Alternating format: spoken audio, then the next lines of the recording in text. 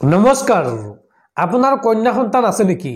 যদি আছে তেন্তে আপোনালৈ ভাল খবৰ মোদী চৰকাৰে লৈ আহিছে অভিলাষী আঁচনি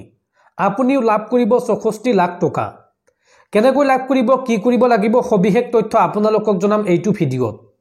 খুব এটা গুৰুত্বপূৰ্ণ ভিডিঅ আপোনালোকে ভিডিঅটো একলৈকে চাই থাকক যদি তালুকে এইটো ভিডিঅত লাইক কৰা নাই তেন্তে এতিয়াই ভিডিঅটোত এটা লাইক কৰি দিয়ক আৰু এনেকৈ ধৰণৰ নতুন নতুন ভিডিঅ পাবলৈ চেনেলটো সাবস্ক্ৰাইব কৰি কাষত থকা বেল আইকনটো প্ৰেছ কৰি ৰাখক বন্ধুসকল আপোনালোকে কথাখিনি অলপ ভালদৰে মন কৰিব আপোনাৰ কন্যা সন্তান আছে নেকি যদি আছে তেন্তে আপোনাৰ কন্যাৰ নামত প্ৰতি মাহে জমা কৰক ধন আৰু 21 বছৰ পিছত আপুনি সুদে মূলে পাব 64 লাখ টকা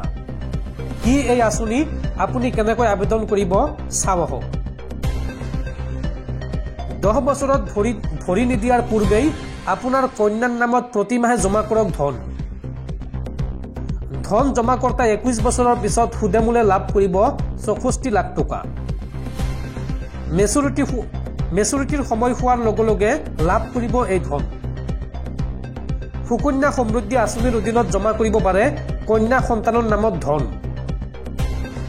প্ৰতি মাহে 12,500 টকাকৈ জমা কৰিলে বছৰত জমা হ'ব 1,50,000 টকা আৰু 7.6%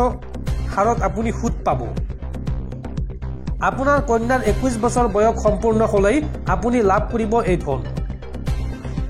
আপুনি প্ৰতি মাহে 12,500 টকাকৈ জমা কৰিলে 21 বছৰত জমা হ'ব 22,50,000 টকা আৰু ইয়াৰ পিছত আপুনি সুদ লাভ কৰিব 41,29,634 টকা মেচুৰিটিৰ সময় সম্পূৰ্ণ হ'লে আপুনি লাভ কৰিব 64 লাখ টকা